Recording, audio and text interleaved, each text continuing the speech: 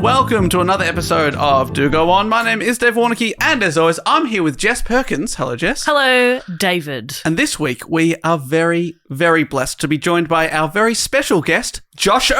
Yay! Hello, Josh. They replace one old man with another old man. That's right. And you said before, Matt is canonically as old as the wind. He's Yes. at least 400 years old on Do Go On. And you said you thought he was even older than that. Well, I just assumed he was older than I was. Yeah, right. Because he's so wise. Yes. I look up to him. I'm like, he knows what he's talking about. He's just taller. I think Is that's that it? And he's got a bigger beard. Yeah. You'll get there one day, Josh. One day, I'm just going to stop shaving it. And keep growing. That's his big secret. Well, great to have you back in the pod studio. And I've got to say, it's amazing we found time because you are the man of 1,000 podcasts. Yeah. Yes, I've got a couple going at the same time right now. So I've finished up 100% Hits Volume Pod. Both of you were guests on it, which Yeah. I went through the entire 100% Hits compilation series. So if you're in Australia, that was a big compilation. If you're anywhere else in the world, I think it was overseas. It was called Now That's What I Call Music compilation. I love it. Wow. And we were like, we're just going to say That's 100% wordy. hits. Yeah. And then we had another one, which was called Hit Machine. That was kind of like the Pepsi to 100%'s Coke. And I'm going through all that as well on my Patreon. But that went for a lot longer and was a lot more successful. So I'm going to be doing that forever. You're locked in. Are they still doing it? They still have So Freshes. Oh, awesome. They still make So Fresh. Yeah, because Hit Machine turned into So Fresh. Oh, I loved So Fresh Yeah, so me too, much. actually. They were great. It ruled. It's getting really good. We just did one a few weeks ago now with Dave Callan. Hit Machine 25 could be the best collection of pop songs ever on a compilation. Wow. We're talking No Scrubs by TLC. We're talking Livin' La Vida Loca. We're talking Oops, I Did It Again. Yes! It's real good. It's real good stuff. That's really good. Rules. And I've heard you say many times that I'm a big fan of the pod. Absolutely love it. That you feel like it's sort of scrambled your brain a bit having to listen to these. My brain is broken.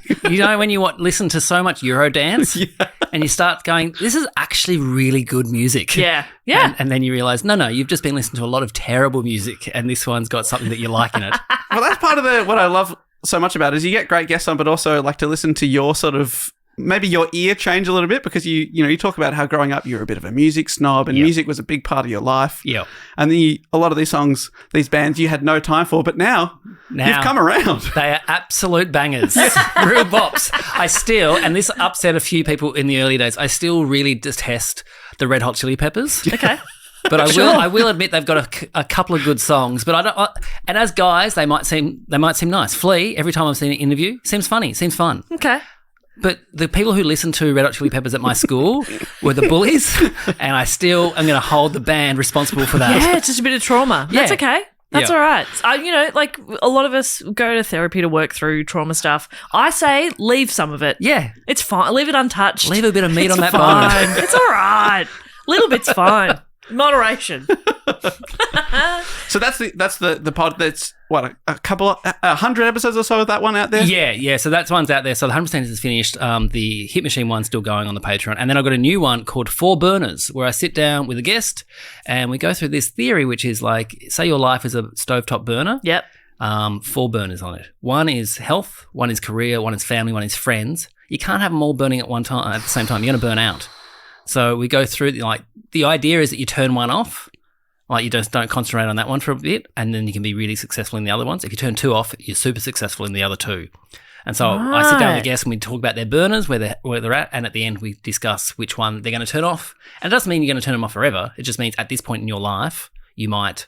It's really interesting, isn't it? Yeah. I love that and feel like I'm in a period of my life where a burner needs to turn off. Yeah.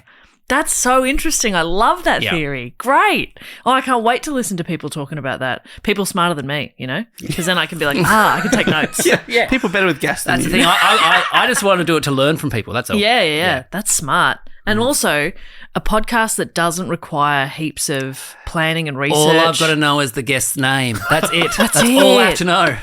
And if you forget it, you just say, mate. Yeah. And sometimes if we do it on Zoom, their name's on there. Yeah, it's great. That's easy. Yeah. And you're not trying to get 4 guests at a time where inevitably somebody backs out. Yeah. It's one person. Just one person. Oh, you've nailed it. I know. I think after doing podcasts for 7 years, I think I finally figured out how to do it.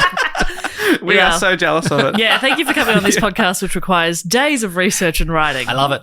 Yes, we appreciate it. So we've had you on before. We've talked about the Malice in the Palace. Yes. We've talked about the band that never was. Yes, the Exploding Hearts. Loved that episode. Two great episodes. And I must admit, so I'm, like I said, big fan of 100% Hits, your podcast. And you go through a lot of the history of a lot of the bands and the artists, what was going on in the world at that time. And you had a short story about someone, which I won't reveal what it is yet, Jess, but okay. my ears pricked up and I said, that sounds like there's something there. Oh. so I reached out to Josh and said, can we get you back to talk a little bit about that? Because I love it. Okay. Yes. Now, Jess, I ask you. Yes. Who let the dogs out? No, that's not Damn it, because I knew that one. No, so you know how they say the Beatles, the fifth member was George Martin? Yep. Who was the sixth member of the Backstreet Boys? Oh, I have no idea. And I, unfortunately, wasn't that big into boy bands in the 90s when a lot of my friends were. I loved Five. Oh, Everybody Get Up. Yep. Slam Dunk the Funk. Loved Richie in particular. He was my favourite. He had great Hugh Grant style hair. They had a guy in the band called Abs. They that did was my have guy. Abs. Abs was the guy I remember. And I remember, so Abs, he had I think it was Abs, maybe it was the one you're talking about. Richie? He had the spiky hair, but it was little twists of wax bits. Yeah. Oh, wow. And then that was what he's famous for. Yeah. And that was very big at the time. And then he shaved his head, and everyone was like, it was like when Metallica cut their hair off. I was like, oh my God, how can you do that? And the excuse they came up with was they perform under hot lights every night, and his head was starting to melt. And he had to have short hair. Well, Abs' full name was Abs Love, but Abs, people think it's because of his torso. No, he loved maths. Abacus Love. That was his... Not true. Not true, but very good. So can you name Backstreet the other Boys. Backstreet Boys members? Whoa. Any come to mind? Can you name one? Just name one. Nick. There you go. Surname? Carter. There you go. That's it. Nick Carter. He was the standout. There was him and Brian. Yep. They were the two. Brian. Very Such a sexy name. They were the two standouts. I think I get Backstreet Boys and NSYNC a bit mixed up. Well, you wouldn't be the only one. Right, okay. And we're going to talk about both those bands. Ooh, great. Okay. But the sixth member was a little man, well, not that little actually, called Lou Pearlman. Oh, that's a great name. It's a good name. There's a lot of really good names. Last time we talked in the Malice of the Palace, there were a lot of good names in that one. Absolutely. And when I Yeah. was writing this, I'm thinking, Dave's going to love this. There's some real good names. I'm so excited. Great. All right. So here we go, listeners. Lou Pearlman. I'm excited. Born in Queens, in New York, 1954. Hey, I'm walking here. The crack of the bat. And a third one. Setting the scene, loving it. Have you been in New York? No. I've never been either. Have you been, Dave? I went for the first time a few months ago. Oh, there you go. Yeah, there was some pretty wild people on the street, I got to tell you.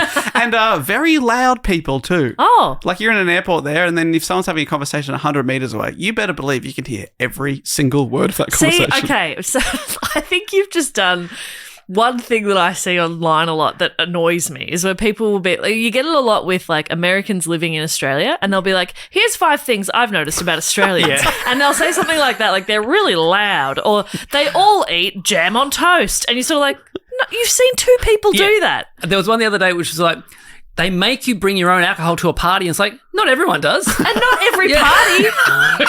Not every party. My first boyfriend's mum said she had weird ideas about Australians. Yep.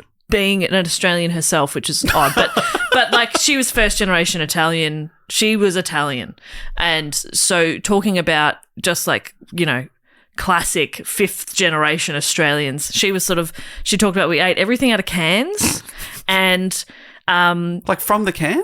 I don't know, just everything was canned. Okay. And she went to a wedding in the 70s where it was like a backyard wedding. You had to bring like meat. You had to bring your own chair and like some meat or something. And she thought that was every Australian wedding. My sister-in-law is English, and she reckons Australians peel veggies wrong. We peel them towards ourselves and not away from ourselves. And I'm like, you guys don't even fill your whole sink up to wash the dishes. You put a bucket in there to wash don't tell us how we should... Anyway. Is it? Yeah, so I think... but they're all loud in New York. Honestly, it was the loudest city I've ever been to. That's why it's a city that never sleeps. Everyone's talking too much. Shut the fuck up! So Lou, the only child of Hi and Rennie, sorry. Hi owned his own dry cleaning business, and Rennie worked in the school canteen. Oh, please tell me it was called High and Dry Cleaning. Oh, That's amazing. And it's spelled H-Y as well, not Hi. H-Y. Okay, that was my question. How is it spelled? Yeah. H-Y. Love it. High and dry, that's really good. As a child, Lou was a loner, spent a lot of times indoors. Other neighbourhood kids teased him about his weight. He was a little rotund. And his constant lying. Oh, okay. Lied all the time. That feels a bit more worthy of getting teased, to be honest. They're calling him out at that point. It's not teasing, they're just calling him out. Yeah, I was very much on his side. Oh, he's lying. I live on the moon. No, you don't. Yeah. Well, as a child, he lied so much that when he told his classmates that they should come to his bar mitzvah because his cousin Art Garfunkel was going to be there, no one believed him. Wow. But they were intrigued because Simon and Garfunkel at the time, they'd just released The Sound of Silence. They were one of the biggest pop acts in the world. And they were, well, let's go to this bar mitzvah and see if Art Garfunkel is actually going to turn up. It's kind of win-win because if Art does turn up, great, they get to see Art. And if he doesn't, they get to all witness Lou lying again. And, you know, this is 1967. He's one of the biggest stars in the world. Yeah. As if he's going to go to a 13-year-old bar mitzvah. Yeah. Well, you know what? Art is a great man because he turned up. He was actually Lou Pearlman's cousin. That's incredible. He's actually... Yeah. Finally, he's not lying about something and it's really cool. So he turns up, stays for half hour, takes some photos. Does this make Lou cool? Not at all. They're still like, you're still a loser. You have a cool cousin. That doesn't make you cool. Yeah, we like Paul Simon in that family, okay? Yeah, especially if you know what Art Garfunkel looks like. If he's the cool one in the family. Yeah. Oh, Lou. That's not a cool family. But he did make one friend. Another neighbourhood loner, another only child, a man by the name of Alan Gross. That's a name. That's good. That's a good name. Now, Alan was obsessed with aircrafts, in particular, blimps. He loved the Goodyear blimp. We love the Goodyear blimp at this podcast. Yeah, big fan of blimps. Well, the two of them would watch the Goodyear blimp take off from Flushing Meadows Airport, which was just opposite from where they grew up. And so the two boys obsessed with blimps would go down there and try and get a job with the blimp. How many times can you apply for a job before They went kid? every day. Every day of the summer. Can I have a blimp job? Can I have a blimp job? Can we get a blimp job? We'll clean the blimp. Can we pull the rope and get it into place? Eventually, the guys there went, all right, fine. You can have a job here pulling the blimp in. Oh, they'd be like, you can have a job here cleaning the toilet in the staff room on the ground. They just wanted to be around it. And the boys vowed that they would own their own blimp business one day. Which is that's a noble goal. Yeah. And achievable. Now, just an image for those listening at home who haven't already Googled what Lou Pearlman looks like. Imagine Philip Seymour Hoffman, the late great actor. Yep. He's put on about 20, 30 kilos. Okay. That's what we're doing. That's what we're dealing with, okay? So during his first year as a student at Queen's College, Pearlman wrote a business plan for a class project based on the idea of a helicopter taxi service in New York City. So if you need a taxi, you can't go on the road, the subway's too full, don't like it, building to building on taxis. That's why it's so on fucking loud. helicopters, I mean. There's helicopters everywhere in that city. It's so loud. It's not that crazy an idea, is it? If you think about how we have water taxis. Yeah. You know? So is it crazy to just get a helicopter taxi? And by the late 70s, he'd launched the business based on his business plan with his friend and aviation lover, Mr. Gross. Wow. They started with one helicopter. And then he went to Germany and persuaded a German businessman, Theodor Wallenkemper, to train him on blimps. Just give him blimp training. Yep. I want blimp training. And they did it in Wallenkemper's facilities in West Germany. That's where he learned all about blimps, okay? But when he turned up, so Theodore was expecting like a proper adult. And this guy was only 22. Wow. And he was like, I thought I was speaking to an adult. You own your own helicopter business? He goes, yeah. I'm an entrepreneur. I'm a mover. I'm a shaker. I'm Lou Pearlman. Yeah. Yeah, I don't know what more I need to say. I'm Lou Pearlman. Art Garfunkel is my cousin. Oh, come on in. Yes. Blimp training begins now. I can get him on the phone. So Lou came back to America and attracted a big-name client to advertise on the blimp, the jean company, Jordache. A jean company. Jeans. You've heard of Levi's? Of course. Well, this is Jordache or Jordache or Jodaki. I don't know how to say it. Jordache. Jordache. The only thing was he didn't own a blimp yet. But he's got the advertiser. He's got a client. Yeah. And he's got a kite. So they paid him. They paid him some money up front, and with that money, he could afford to pay for a blimp. Wow. A cheap one, but still, it's a blimp. A blimp's a blimp. A blimp is a blimp. Yeah. That's fun to say. I had just try. It makes fun shapes in your mouth. Say a blimp's a blimp. A blimp's a blimp. Isn't that fun? That's fun. The the double blur. It's really fun. Anyway, so he bought a cheap one, $10,000, which he adorned with gold for the logo, and it took off in the air. A magical sight. 10 grand for a blimp. 10 grand for a Dave, we couldn't blimp. afford a blimp. Oh my! In the 70s. And this just Jordache written on the side with gold, heavy gold paint. Oh no! Too heavy for a blimp. no. And that first blimp crashed. Yeah, so this was it said. It seems that on the side of the blimp that faced the sun, the gold paint had absorbed the heat, causing the helium inside to expand unevenly.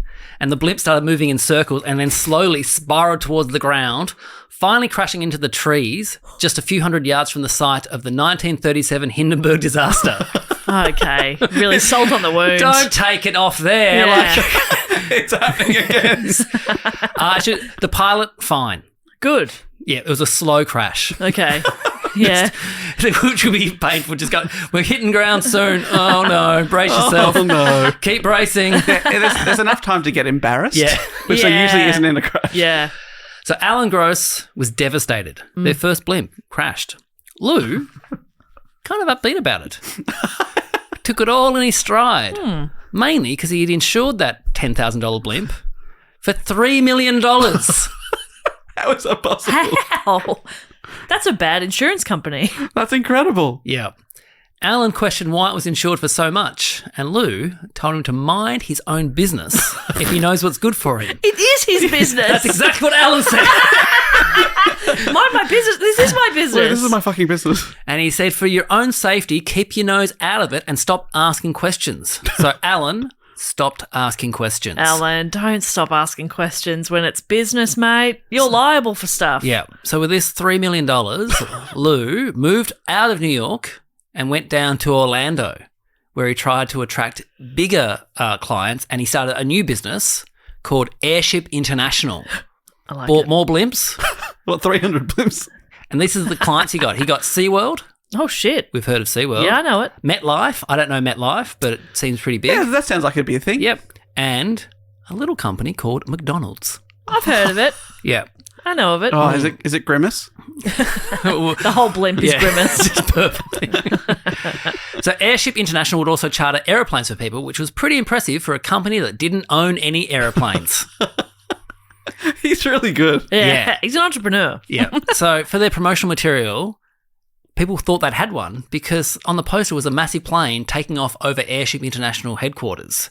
But it wasn't a real plane, and through some photo trickery and some forced perspective, Lou held a model of the plane up and took a photo of it, so you couldn't see his fingers holding it. And it was Alan Gross's model plane, and Alan was disgusted that his model plane was used to trick people. Alan, can I just say, is the most innocent man I've ever seen. Alan. Okay? Alan. Feel sorry for him. So the documentary where he's in called I won't get away, but it's out there on YouTube. You can watch it all. And Alan lives in his little apartment in New York, does his model planes. There's thousands of blimp posters up on the walls. Oh, wow. He just really, really likes blimps yeah. and model planes. He loves it. Okay, but one of these charter planes that he would charter, so he would charter the plane. So someone would hire him to charter his plane, and he would just charter someone else's plane and say, this is my plane. Yeah. And so he was flying the boy band, New Kids on the Block, and their manager. And Lou was fascinated. How could these young kids afford a plane, their own private charter plane? How can he afford to pay my stupid price? Because I have to Yeah. buy another plane. So you're paying a premium. So we got talking to their record or their manager, and the manager said, oh no, these guys have sold $200 million in record sales, but here's where the money is, $800 million in merchant touring sales. Wow. And Lou decided he was in the wrong business and was determined to have his own boy band. Yeah, like that's, I mean, okay, I was going to say like it's that easy to just have a really successful boy band, but Lou also has fairly easily had a blimp and aircraft business. Yep. Yeah, he kind of thinks of an idea and it actually happens. Yeah, so I think maybe he will be able to make a boy band. I don't know. You go to Germany, go back to that guy. Look, you know a lot about blimps. What do you know about boys and bands? Put them together. We were going to make some money. So he hired the New Kids on the Block manager and set up his own record label called Transcontinental Records. And in 1992 went on a talent search for the hottest singers in Orlando. Now, Orlando, you might think, Orlando, Florida, but it's where Disney, is it Disney World? Yes. Yeah. Yeah. And so a lot of people go down there trying to get jobs at Disney. A lot of young singers trying to make it big. They're Yeah, like, true. Hollywood's too big. Let's Yep. go down to Orlando. So he had a pick of who was there. Okay, so in the Orlando Sentinel, the newspaper, he placed an ad that said it was looking for a band with New Kids on the Block look and Boys to Men sound. Oh, okay. I mean, it does sound a little bit racist when you put it like that. It does a little. Yes, it does. Yeah, okay. Yep. No, you're right. Yes, Yep. it As does. soon as you point that out, you can't unhear think it. about it. Yep. Can't unhear it. And he held auditions in his blimp hangar, and there he signed Howie Durrow, AJ McLean, and Nick Carter. Oh my god. Yeah, so they're three of a little band called the Backstreet Boys. Wow. And then he would later sign Kevin Richardson and Brian Luttrell, and on April 20, 1993, Lou Pearlman christened them the Backstreet Boys. So that was the first name. That was their first name. Yeah, right. Because you know how like so many bands will change their names a million times, especially like pop groups and stuff. Yep. But straight from the get-go, they're the Backstreet Boys. They are I found this out the other day. Westlife, you know, the Irish boy band. Yes. Their initial band was called 6 on 1. Oh. And then they changed it to IOU, but you like was spelled YOU, like IOYOU. Okay. And Simon Cowell, so Louis Walsh went to sign them and took him to Simon Cowell. So Louis Walsh is famous. He's on like X Factor, I think, in the UK. Yep. He's famously the one who turned down Harry Styles, said, no, you don't have a kid. Oops. Yeah, but he took him to Simon Cowell. This is the 6 members of Westlife. And Simon Cowell said, they can sing, but they are the ugliest band I've ever seen. Fire 3 of them. And so they fired 3 of them. Pick any 3. Yep. Any 3, it's Yeah. just it needs to be that percentage Yep. less ugly. And then get 3 hotties in. And they got 2. They got Brian McFadden and another. Oh, right. So another Brian hottie. was the hot ring in. The hot ring in. Yep. Oh, Brian. So the Backstreet Boys, named after this place in Orlando where kids would hang out called the Backstreet Markets. And so he was like, Okay. all right. I never knew that. Yeah, the Backstreet Boys. Okay. Yeah. Cool. Kids that hang out at a market. All right. Yeah. They then got them performing everywhere that would have them. Shopping malls, restaurants, SeaWorld, anywhere that would have them. A McDonald's blimp. They're performing for the Dolphins, but the Dolphins aren't hating it. They love AJ. But they do not like Howie. We keep Howie at the back for the Dolphins. I gotta say, they recruited both a Kevin and a Brian into this thing. They're Yeah. trying to be like these sex symbols. Is very funny to me. No offense to any Kevins or Brians listening, but you understand. Yeah, you know. You know what you are. We're a Jess and a Dave, okay? We're in the same ballpark. Yeah, that's right. Yeah, so the hottest man on earth, Dave. It's not happening. I don't know, David Beckham. True. He's pretty good looking. Yeah, that's right. But I think that he never. Jessica Alba. There you go. Yeah, okay, she's pretty Jessica good. Simpson. Come on, Jess. Oh my Okay, god, yeah. you got her Heaps. okay. But I feel like Jessica Rabbit. What are you talking about? Oh my God, yeah. Jess is a hot. Yeah, Jess is. But he was mostly a David, right? David Yeah, Beckham. yeah. Dave, same with I'm Yeah. thinking of David Bowie. Like, is there any hot Daves? Dave Callan. Callan. Beautiful man. Beautiful man. Incredible Dave look. Hughes. Dave Hughes. Beautiful man. Two of the hottest men in comedy. Dave Thornton. Oh, Okay. yeah, Dave Thornton is. Diamond yeah. Dave, there he is. Yeah, Yeah. there he is. Okay. So He's he the my exception. character, Dave. All right, so they almost got a distribution deal with Mercury Records. So we're quite a big record company, but their artist, John Cougar Mellencamp, said, if you get into the boy band business, I'm out of here. Oh, wow. How odd. I know. Does it affect you at all, John Cougar Mellencamp, who the Yeah. other artists are? Do they make you do an annual festival with all the other artists or something? But this was 1993. So can you imagine, like, John Cougar Mellencamp did not have any hits after 1993, Yeah. whereas the Backstreet Boys went on to be the highest selling group boy band of all No, time. they backed Cougar Mellencamp over the Backstreet Boys. Yeah. Oh, dear. Anyway. So they missed out on the Backstreet Boys. Now, all the guys were living together in the one house. They'd rehearse for 6 hours a day in the blimp hangar and call Lou, and he made them call him this, Big Papa. Big Papa. That's incredible. Now, Big Papa was paying for everything. Okay. With he blimp was. money. Yeah. And he wanted to think of them as a father figure. Okay. And he would regale them with stories. One being how old is he at this point? So he was born in 54. So this is 19. What? So he's like almost 40. Yeah, he's sort of late 30s. Yeah. He's still young. He's still young. Yeah. And he's sort of like, call me dad. Call me Big Papa. Call me Big Papa. So he would tell them stories about how he made his money and his like kind of entrepreneurial brain. And so he told them one story when he was a kid. Another kid in his like street had a paper route, and Lou wanted the paper route. Sure. And so the kid said, "I'll sell it to you for $500." It's a lot of money. Heaps. In 1967. And so Lou slept on it and went, you know what? I can make this work. So he agreed to buy it off him, but he said, I'll pay you back over weeks and you'll get you. And so what he did then was he then hired a bunch of other kids in the neighborhood to work for him, and they would go off, and then this way they can deliver way more papers. But what he also did was went to the Dunkin' Donuts and said, people like to read their newspaper and eat a donut. You guys don't deliver donuts. I've got an army of kids who can deliver the paper and a donut. So if you sell me the donuts cheaper, I'll give you your money back, and then I'll take the profit off of that. And he paid the guy back really, really quickly. Wow. He just has one of those business minds. Yeah. This was a lie. So the guy he said he did it, but he said this as if I'd sell for $500 a paper. If I had he goes, $500 back there was so much money. Like that would have been more money than my dad was making. He goes, this didn't happen. Like, oh man, I was like, oh, this is impressive This stuff. kid, he just has one of those brains. Yeah. You know?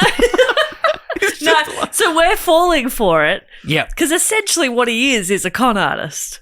yeah, Like yeah, he's but I guess, just he's charming but is and he he's doing confident. this because like him saying, yeah, I had a blimp business sounds too insane. He's got to like dumb it down to be more appealing to these young men. I think he just wants to be liked. Right. I think that's his Because I think main thing. I trust the newspaper guy story over I owned a blimp business. Yeah, I'd be totally, yeah. Like, okay, Yeah. great. You sound like you know what you're doing. I bought a blimp, I crashed it, and then I bought 10 more blimps. So in 1994, after performing at a school, they performed at school, there was someone from Jive Records at the school. So Lou obviously invited them to come along and look at this school gig, and obviously the kids were going crazy for it, and they went, this is the sound of the future. Saw them, signed them. And then they set them up, they flew them to Sweden to work with two men called Max Martin and Dennis Pop. Ooh. So if anyone who knows anything about music, Max Martin has, I think, behind Paul McCartney and John Lennon, has the most number one singles ever. Yep. Has written for so many big names. Yes. You read the list of I can't even think of examples now, but you read the list of songs that he's written and you're like, oh, yep. So this is very early on wow. in his career. Okay, so Dennis Pop, he'd had hits. He was the producer of Ace of Base. Yep.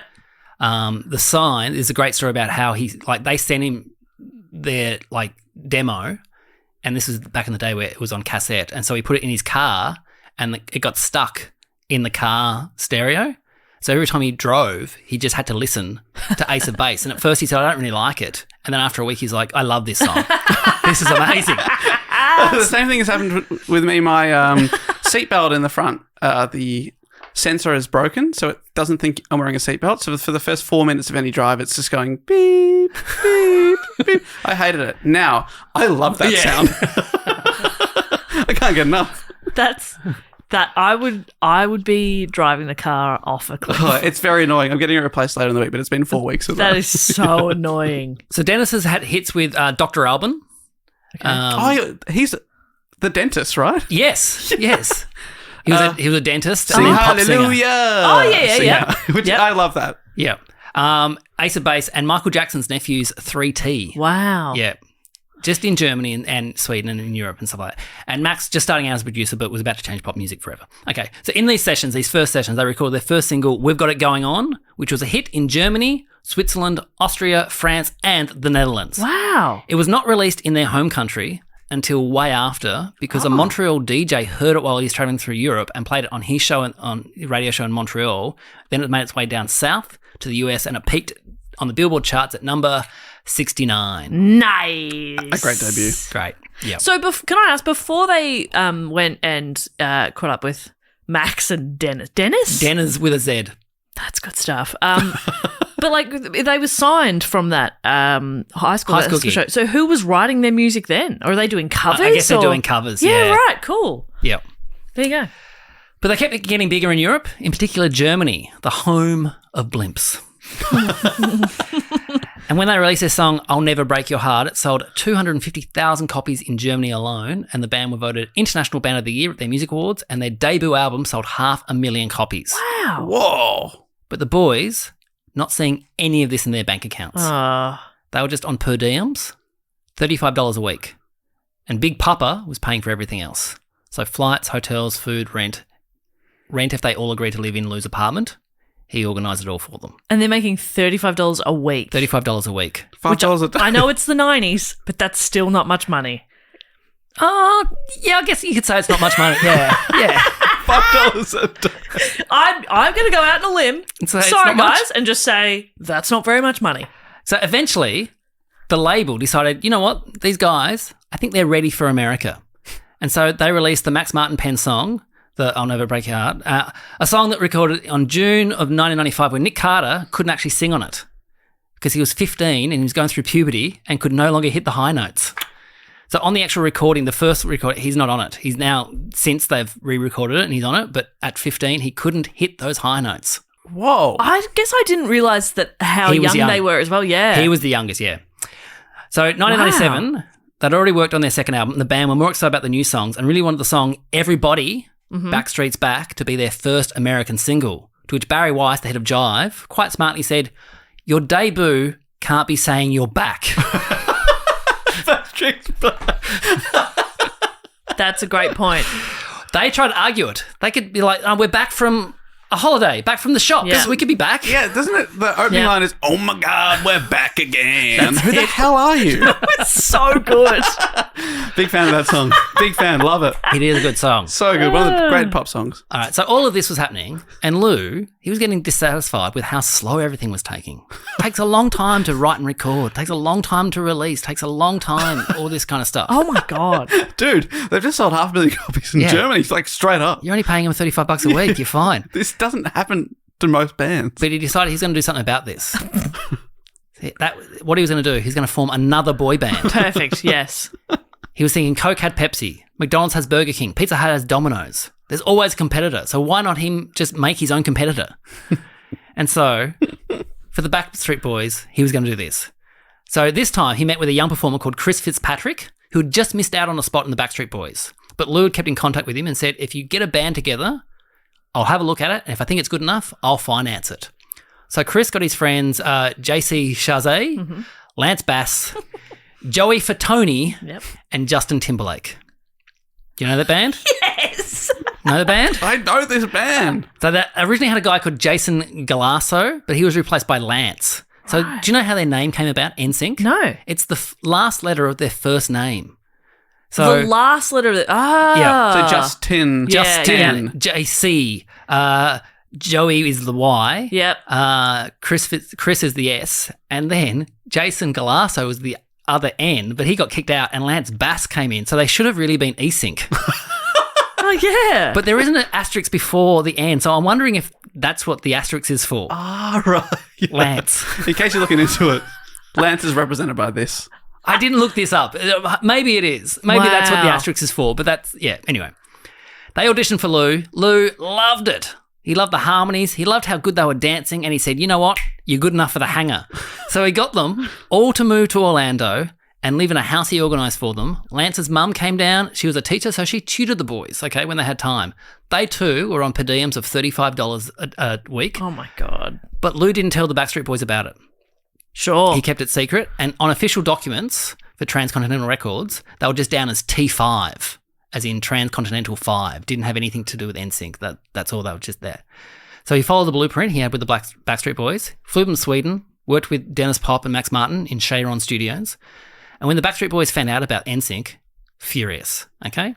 And Lou decided to feed on this by telling each band that they were his favourite band. Of course. Yes. Yeah.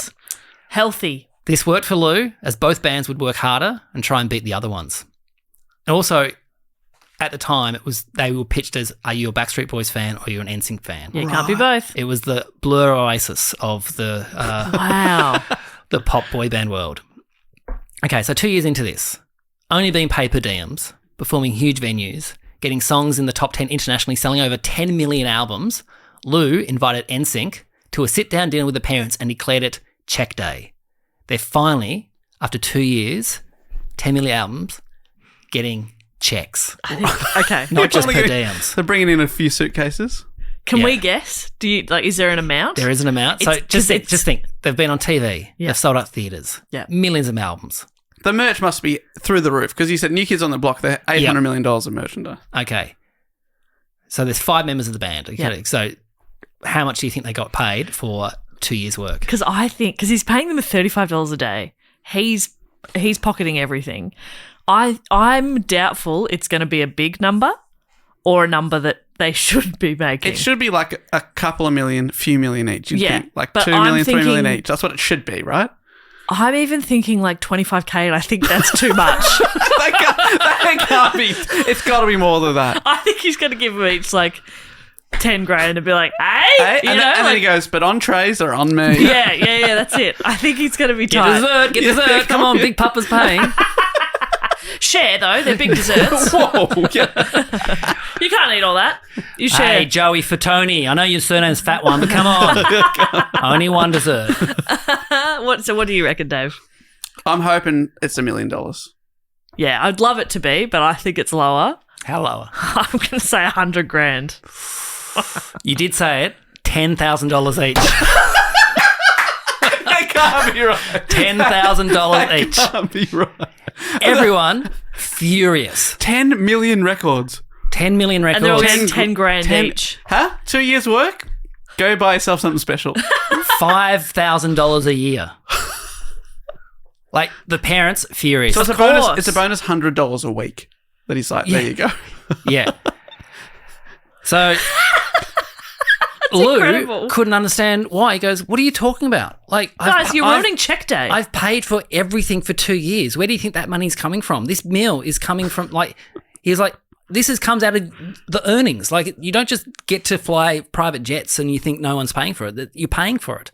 So he couldn't understand why they were upset at making only $10,000 for 2 years, being like one of the biggest bands in the world. Like global superstars. Yeah. So a few weeks later, Justin Timberlake was playing in a celebrity basketball game in Orlando alongside Nick Carter. And so after the game, he went up and spoke to him and said, "Hey, check your books because I think Lou is stealing from us." So Nick Carter went back and got the books checked and found out, yes, they were in fact stealing from him. So apparently Lou had stolen 50% of their earnings, but in the contract, Lou had placed himself as the 6th member of each group. So great. So he was... I'm also living on $5 a day, kids. It's fine. I'm doing great. Yeah, so NSYNC sued Pearlman and his record company, Transcontinental, for defrauding the group of more than 50% of their earnings, rather than his promise of only receiving 1/6 of the profits, similar to his promise of 1/6 of the profits with the Backstreet Boys. They threatened to leave and sign with Jive Records, which prompted Pearlman and RCA to countersue NSYNC for $150 million. We have no money. Yeah. We have no money, mate. Okay, Between are you the five paying of for us, that? we have $50,000. Oh my You can't God. even get through day one of court proceedings.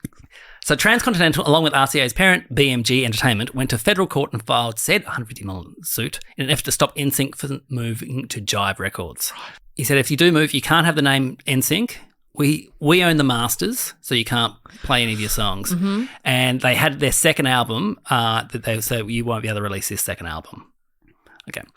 The suit also claims that Jive executives induced the group into breaking its Transcontinental contract, and Pearlman's request for a preliminary injunction against the band was denied. In December 1999, NSYNC and Pearlman reached an undisclosed settlement out of court, freeing the group to release future albums on Jive Records. Now, there's a couple of things that won the case for NSYNC. Mm-hmm. The first one, the judge, she was great. Her daughter, huge fan of NSYNC. And when Lou tried to argue that he was the 6th member, she said, hang on. So if I go home tonight and look at the posters of NSYNC and Backstreet Boys on my daughter's wall, will I see a man in his 40s who's bald in any of those pictures? And you try to argue, no, but behind, and she goes, you're not in the band, okay? You're not in the band. Look closely, I'm in the background. Background thumbs up. So that got NSYNC on her side, but what actually won the case? Because in the contracts, he said that he would sign them to a US label first, and he didn't. He signed them to a German label first. So the actual contract was null and void. So the judge was flabbergasted. He thought he would be able to own 90% of their earnings, and so she ruled for the band, and the implosion of Pearlman's empire began. Wow. He thought I should have 90%. 90% of everything that both these bands make. I've done all the work. Yep.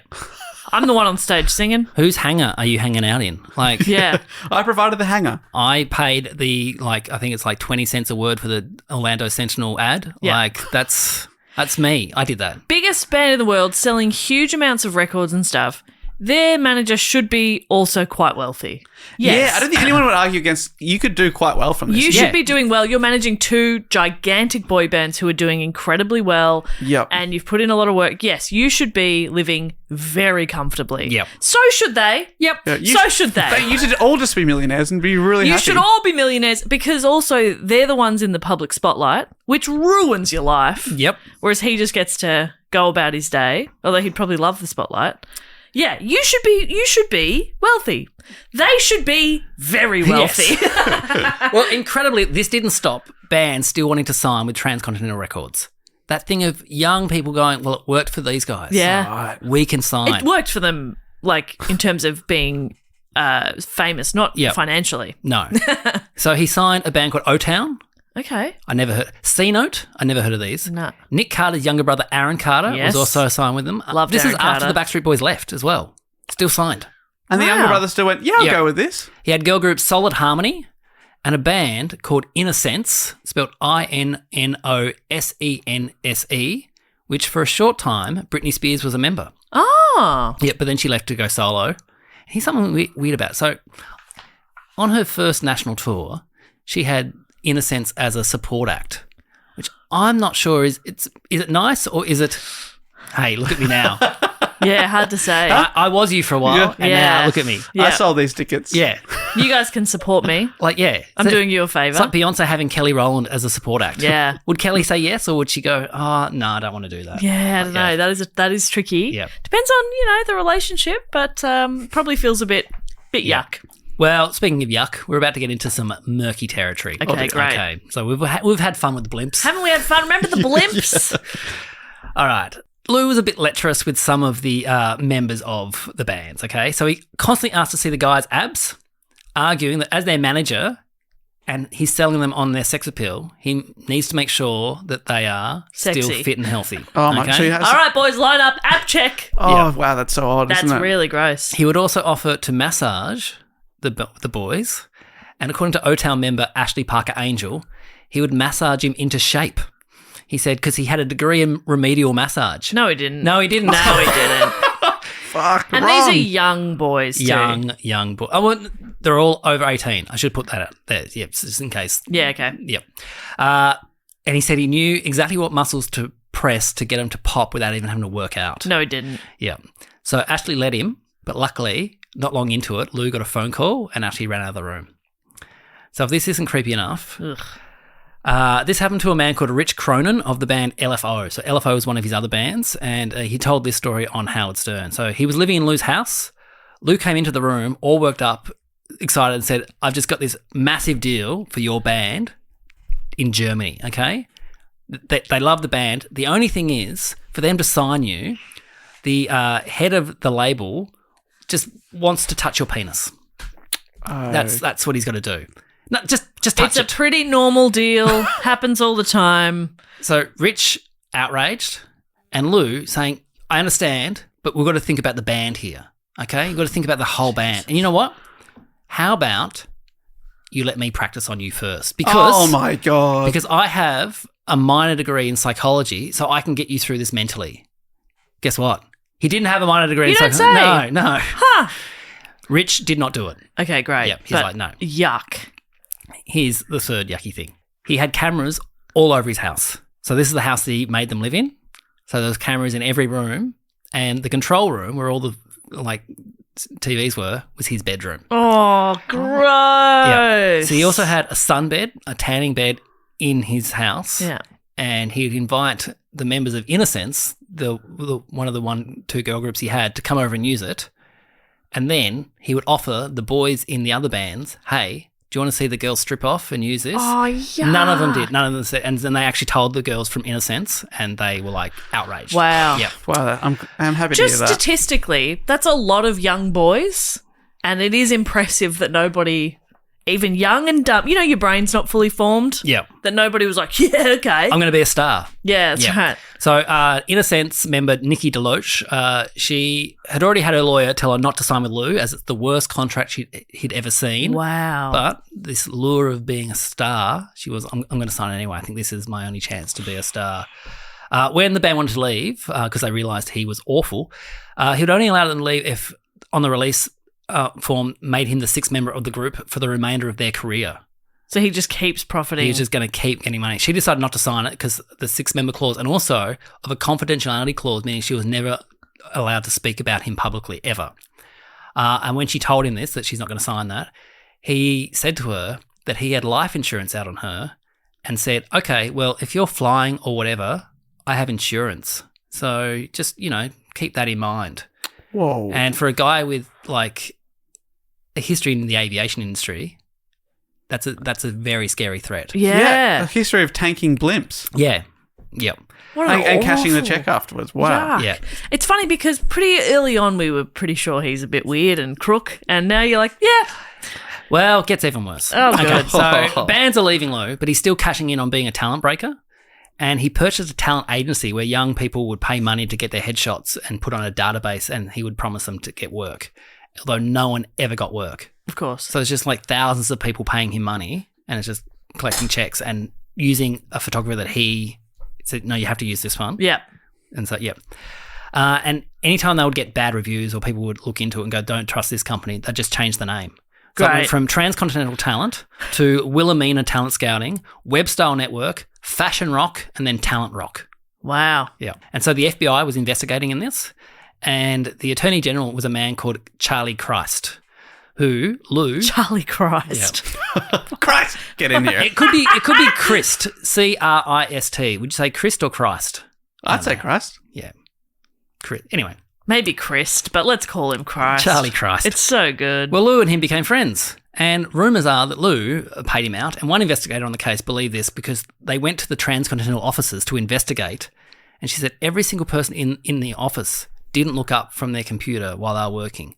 And she said, look, I've been in offices when the FBI come in, and people are freaking out because they go, what's going on? What's going on here? You're fascinated by it, surely. Even when, like, just someone when in an office comes in a suit and you don't recognise them, you're like, who the heck's that? Yeah. She said no one looked up. No one said, oh, excuse me, what are you doing? Yeah. And she is convinced that they were all paid actors. So maybe he'd got some people some acting work. No.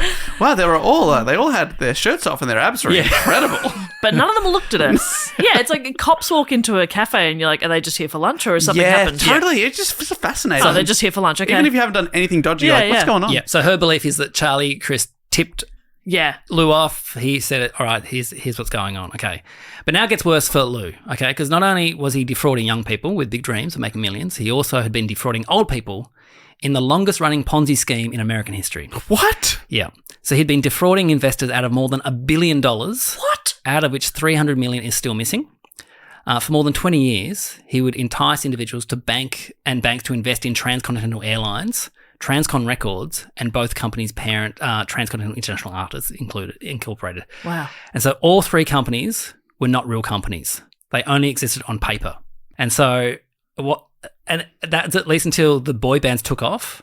And then it was like, all right, but at the start, he got all these investment from people just by paper. Just, I've got the paperwork. He's just obsessed with money, isn't he? Yeah, yep. And any way to get it? What's he spending it on? Yeah. Cameras. He's got so many.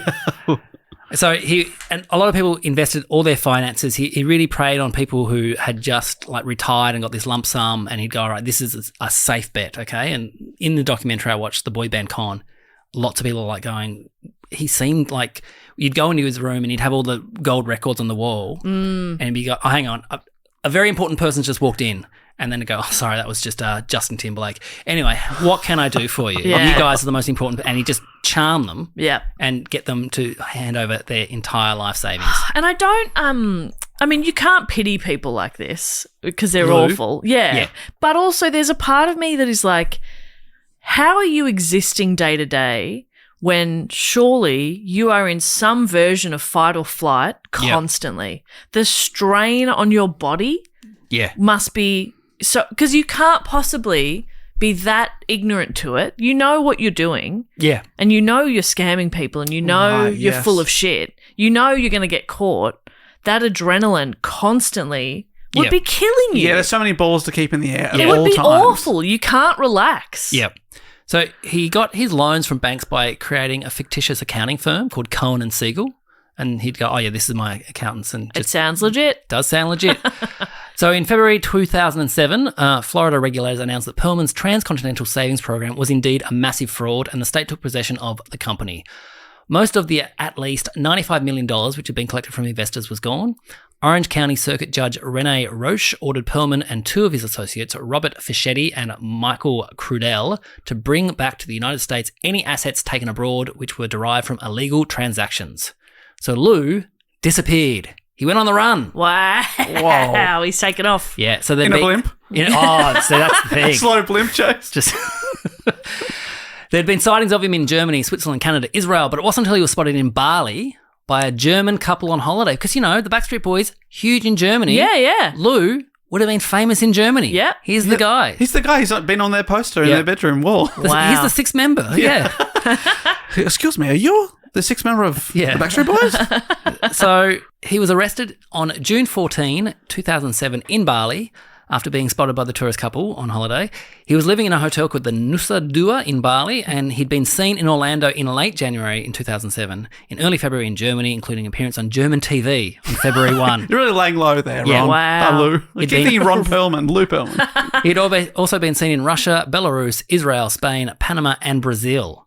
So he's having a terrible time. Yeah, and in early Feb, the attorney in Florida had received a letter from him sent from Bali. So they knew he was around there, but they just didn't know exactly where. So he was finally indicted by a federal grand jury on June 27, 2007, and he was charged with conspiracy, money laundering, and filing false bankruptcy. Wow. But he wasn't done hustling. Even though he was sentenced to jail, one of his plans, he said, look, how's this for an idea? I get special phone and internet privileges in jail, and I can make and sell a boy band from jail, and this can pay back my debts.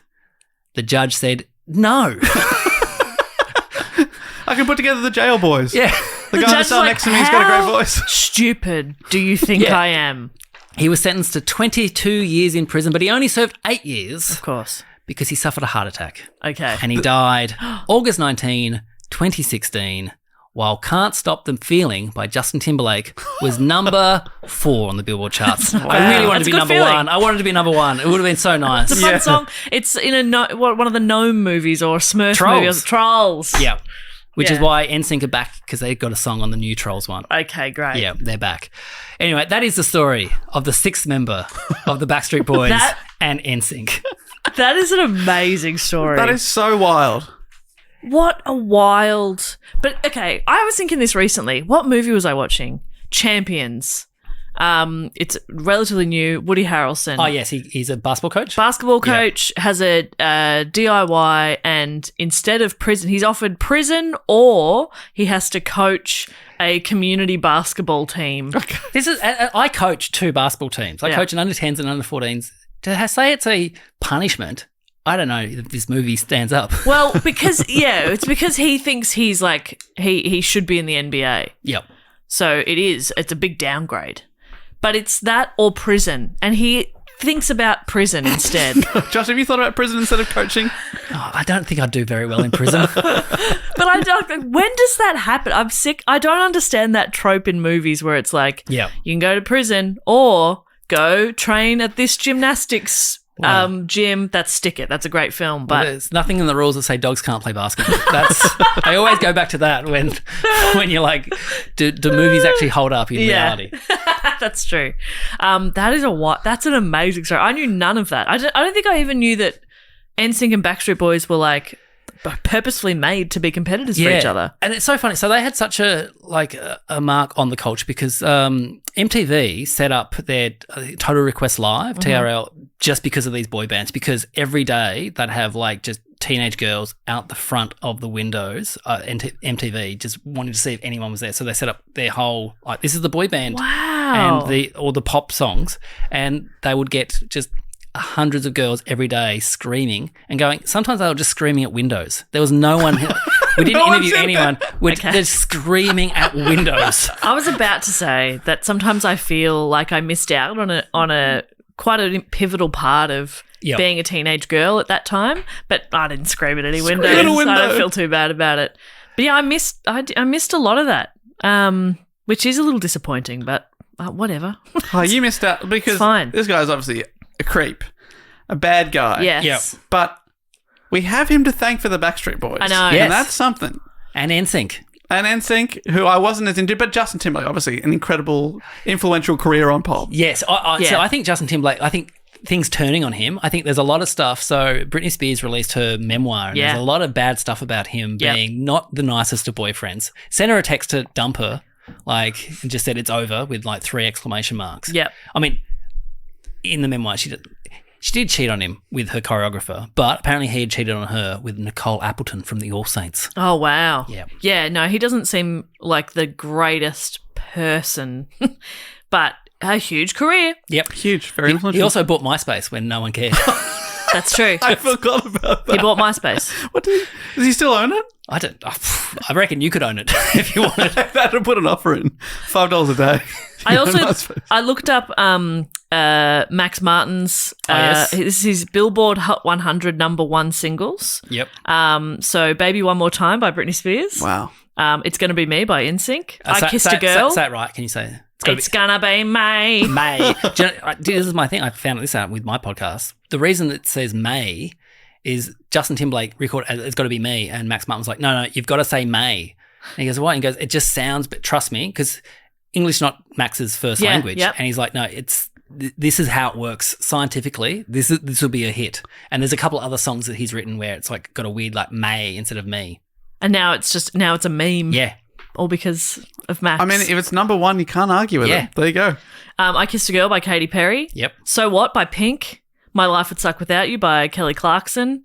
California Girls by Katy Perry featuring Snoop Dogg. Another Katy Perry, Teenage Dreams. Raise Your Glass by Pink. There's so many. Last Friday Night by Katy Perry. Wow, he did all the cake. He's done a lot. Raw by Katy Perry. Shake It Off by Taylor Swift. Blank Space by Taylor Swift. Wow. Bad Blood by Taylor Swift. Can't Stop the Feeling by Justin Timberlake. Blinding Lights by The Weeknd. And Save Your Tears by The Weeknd. The most played song ever on Spotify, I think. Yeah. Isn't it? Yeah, huge. Absolutely. And that's just the ones that have made the #1 single on the Billboard Hot 100. Okay. He's getting paid $45 a day. That's his per diem. That's how He's doing successful really he is. well. Wow, Yeah. he's really Isn't good. that crazy though? But yeah, he's behind so much pop music. Yeah. Incredible stuff. What a story. I loved that. I loved it too. So So I heard the very short summary that Josh did when he was talking about the Backstreet Boys and NSYNC one time, and I was like, that is an incredible story. And he spoke about the bit where The blimps. the blimp, you said blimp salesman, and the judge with the poster on the wall being like, so if I go home tonight, are you going to be there? Really? Oh, you're a 6 member. Yeah, so good. So yeah, but there's so many great tidbits that you've brought up on 100% Hits about pop music over the last 30 plus years. So definitely worth checking out that back catalogue and 4 Burners, the new podcast. Yeah. Check that out. Everywhere you get podcasts from, it's up there. And you can see some of them on YouTube as well if you want. Fantastic. Well, Josh Earl, thank you so much. And can we find you anywhere else online? Just on Instagram at Mr. Josh Earl and Twitter if anyone ever uses that. But no. But yeah, Instagram mainly. Yeah, awesome. Mr. Josh Earl. Right, we'll say thank you so much to Josh, and then we'll move on to our Patreon section. But Josh, what an absolute pleasure. Thanks, everyone. It's a pleasure. It's a pleasure. What a pleasure. We got so close and I said the last word wrong. Bye, Josh. Bye. Well, that brings us to everyone's favourite section of the show. Yes, that's right. It's me, Matt Stewart. I came Back out from of the nowhere. dead? Yes. Was I dead at the start of this episode? Probably. You recorded a little while ago while I was... Bless you, Jess. That was a sneeze / elbow fart. I was trying to stifle the sneeze, and it was more powerful than I thought it was. It was just tongue. It was like that. Anyway, Welcome back, Matt. Welcome Beautiful back. moment that Great to was. have you here So again. good to be back. We missed you. This was a great episode. So what was it about? You missed the great man, Josh Earl. You know he always smashes his report. I love He's Jill. good, yeah. He came in and told us about the wild life and story of Lou Pearlman, who was the founding manager of both the Backstreet Boys and NSYNC. Oh my And God. he started out by being a blimp salesman. Yeah, this guy had a bit of a wild life. Yeah. It was really, really wild and funny, and then pretty crook. Yeah, he robbed them of a lot of money, and then they successfully sued him. Oh, great. But his claim was, no, I'm a member of the band. Yeah, He just believed he was one of them. Like, wait, what? You didn't know? He's just been adding his recordings to the back the whole time? Yeah, in the contract, apparently he was the sixth boy. and he was not a boy. He was not a boy. And very well told by Josh, as it always is. And we should say, at the time, because we recorded this a few weeks ago, Josh was about to start releasing 4 Burners, his new podcast. It is out now. He's got a few episodes up. I listened to the first one just a couple of days ago with the great Gillian Cosgriff. A lot of fun. He just has a great interview where he talks about elements of their life, the 4 Burners, life, work, employment, and health, and just goes through them all and then talks about, like, you know, if you had to turn a couple off to make the others really explode, what would you pick? And it's fascinating. Really It's interesting. hard. Yeah, I talking to him, I'm like, oh, obviously you'd turn off, and I'm like, oh, hang on. Yeah, you turn off family. Who needs it? Health, who cares? Health. Well, who gives a health was fuck? the one I was put into the back, and then I'm like, oh, hang on, everything sucks if you don't have health. Yeah. So, that's actually tricky. Yep. Oh, that's cool. Turn off work. Oh no, now I have no money. Now I can't afford health. Yeah. Turn off work, we'll turn off the mic. Turn off the money. Did Jess, with all that blimp talk, I imagine there was a few good year moments in there. Nah. Huh, you've moved on, really, haven't you? I have no fun without you. I refuse. I sit silently, and every now and then I lean forward and I go, huh. And that's Yeah. it. So, yeah, a bit of a boring episode in terms of, like, if you're a big Jess fan, which Yeah. I imagine there are a lot of people who are really only tuning in for Jess's fun quips. I know I definitely listen back and go, God, I'm fun. I And you definitely skip don't through fucking the hate bits where you're myself. silent. Yeah. Well, Jess, you know, most people only listen to this back end of the show anyway. So, Yes. and now that I'm here, you're probably going to be a whole lot of fun. Oh, I'm feeling lively. And this is the section of the show where we thank some of our fantastic supporters who support us on patreon.com/dogoonpod. And once you're on there, you can get all sorts of things by supporting us. Jess, what are some of those? You can get access to bonus episodes. We do 3 bonus episodes a month. You get early access and discounts on tickets to live shows and live streams and all sorts of fun things that we do. You get access to our Facebook group, which is the friendliest corner of the internet, and you can vote on the topics that we do as well. So you can really impact the show. So much stuff. Yeah, it's honestly too much. Yeah. It's almost too good value. Yeah, that would be the one knock on it. I think I'd be looking at it, I'd be like, fuck, I get all that for like Yeah. $10? It doesn't feel Doesn't right. feel right. Doesn't feel right. I'm gonna double. Yeah. I'm going to give him $20. And Yeah. even then, I'm like, I feel like I'm coming out on top still. This is Grand Theft Auto. Yeah. Yep. What does that mean? That's You've video stolen game. a car. I've stolen a car. That's what this feels like. I've stolen a car. Dave was doing something else and he came back into that point and I could see it in his eyes that he wanted to jump in, but he's like, what's going on? I don't know what's happening. I looked away for 1 second and now they're looking at me. I don't know what to do. Sorry, everyone. I've just been in my emails booking a band for the Trip Ditch Club later fantastic. on. Just confirm they're confirmed. So I've got them. Okay, thank They're you. good. We've got them. Dave, you want to explain the Sydney Scheinberg thing? Or do I do that? So the Sydney Scheinberg thing, if you're on that level or above, Was happy to jump in, but you get to give us a fact or quote or question in a section of the show that we actually call fact quote or question, which has a jingle goes something like this. Fact, quote, or question. Ding. He always remembers the ding. She always remembers the sing and the jingle. And the way this works is if you're on the Sydney Scheinberg level or above, you get to give us a fact quote or question or a brag or a suggestion or really whatever you like. And you also get to give yourself a title. I don't read these out until I read them People out have given on us the show. Recipes. Yes. Yesipes. Recipes. They've given it. Yeah, it can be anything you Jokes? want to tell us. Jokes is one. Yep. corrections. Corrections. No, yeah. I don't welcome those. Suggestions. I keep myself awake at night as it is. I don't need corrections. Please be kind. Compliments would be welcome, I guess. Not creepy ones, you know. Not of our value. It's just, but it wouldn't hurt. Jeez, you give mixed messages on that one. So Just getting the balance right. I'm going to give out, I'm going to read out 4 of them right now. Okay. Don't read them out till I read them out. So if I muck it up, that's why, okay? I'm actually a really good reader. He's one of the best readers there Second is. time around. Yes. Yeah. First up, this one comes from Claire Norris. Man, I like Norris as a surname. Norris, strong. Norrie. Do you think Norris. Chuck has something to do with that? Yeah. Oh. Chuck's done a lot of heavy lifting for the Norris Norris, clan. yeah. I would say, I'd say no. Okay. I'd say, if anything, he's a negative Norrie. Yeah, wow. But Claire is a positive Nora. Claire Norris, aka curator of dog facts. Ooh, I wonder if we're going to get a dog I fact hope here, so. or I if this is hope a so. fake out. I don't think I can handle that. Imagine if the cameras were rolling here, Dave. Imagine how viral this bit could have gone. That's You right. couldn't just push a button, could you, Dave? We've Yes. started putting out videos. Yeah. Little clips that you can see on Instagram and on TikTok. Give it a look. And the most popular one, only popular one so far, was when we talked about Keith, the sausage dog. People love dog chat. Oh, they love it. We've put out quite a few clips now. I would argue way funnier, and a better insight into what this podcast is. But the Dachshund clip is just going gangbusters. Yes, unfortunately, I think we've got a few new followers too, waiting for the dog riffs. Yeah. Which, I mean, we're about to do one, but unfortunately the cameras are not rolling because Dave wouldn't push a frickin' button. Do you want me to push it right now just in case? This better be good, guys.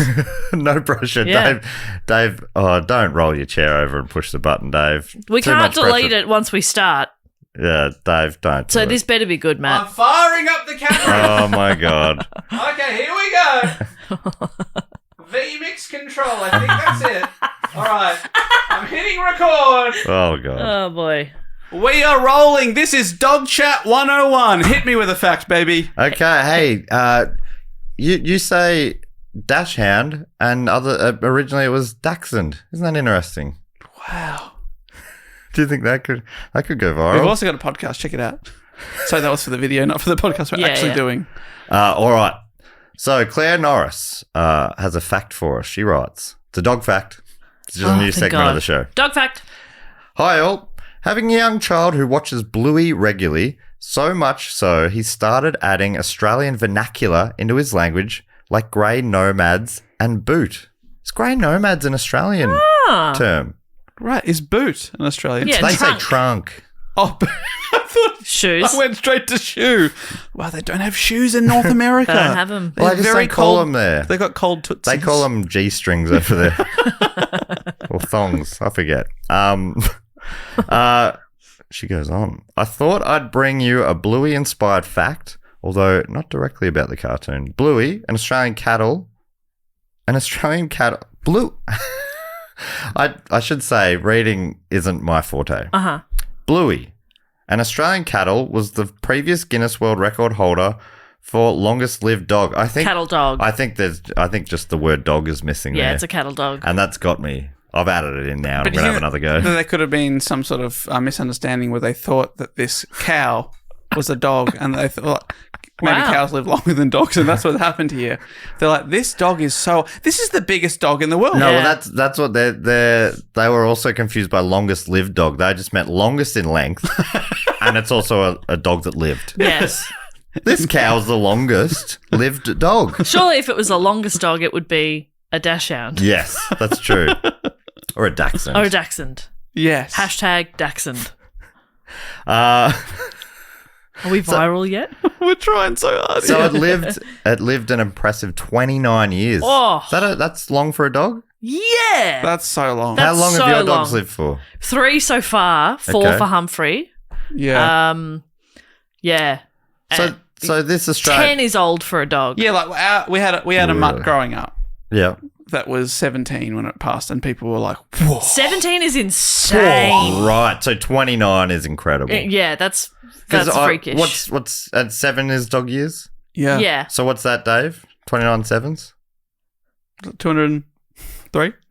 Fuck, how does he do that? You could say any number and I'd be like, yep, that's probably right. You could say 6 and I'd be like, that makes sense. So that is really It's old. very old. I don't even think a human since like the Bible has lived that long. I know Oh, and me, of course. Yeah. But I'm you're as old as the obviously wind. an exception.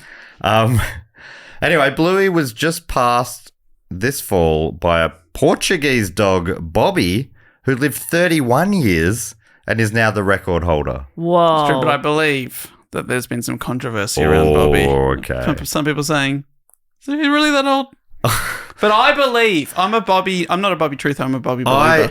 I'm with Dave. Dave said this earlier when he was talking about Bobby, and I agree with him. We should cut off one of its legs, count the rings. Yes. And, we need to find out. It's the only way to know. Yeah. Mm-hmm. I think Bobby would 31 years. agree to do that. Don't you think Bobby would be like, I want the truth out there as much as you do? Yeah. I honestly don't think Goose would want to live for 31 years. Okay. I don't think so. I mean, French Bulldogs are so inbred that they can't live that long. No, so- absolutely not. If we get like 8 to 10 out of him, it'll be a real Right. miracle. Yeah. You know? Every day's a Every bonus. day's a blessing. Yep. But a great 3 years so far. 31 years. That's crazy. You've lived that long. Yeah, and I've hated every second of it. After about 3 years, Yeah. I've hated it. You like the first 3. I reckon maybe first 6 or 7. That all seemed pretty good. Yeah. Went to Disneyland when I was 8, so Holy maybe 8. shit. Maybe 8. I forget how privileged you were growing up. Yeah, somebody died and we had some inheritance, and You instead of lucky clearing bastard. debt, my parents went to Disneyland. Was it a dog? Great choice. It wasn't a dog. It was a very old dog, actually. And your parents at that time, I'm guessing, were what, 17, 18? Like, they must have been pretty young. Probably younger than you are now. Yes. Isn't that wild to think? That your parents were once younger than you are now. It's crazy. I don't understand. I don't get it at all. anything. We got to get a fact check on that. Yeah, that one's not going viral. All right. Was that worth hitting the cameras No. for? Nah. We put too much pressure on it. We have to just let things happen organically. Yeah. But if people want to start submitting dog stuff to the Fat Quota question, we've got to get the dogs onto the podcast somehow, because that's our niche for some reason. Yeah. Yeah. We've developed now. Eventually, we're going to be dog gone. Oh, maybe they're getting confused. That's why. Yeah. It's dog on, Dog on. is what they're thinking. Yeah. It's Dogoon, actually, so they can't read Yeah.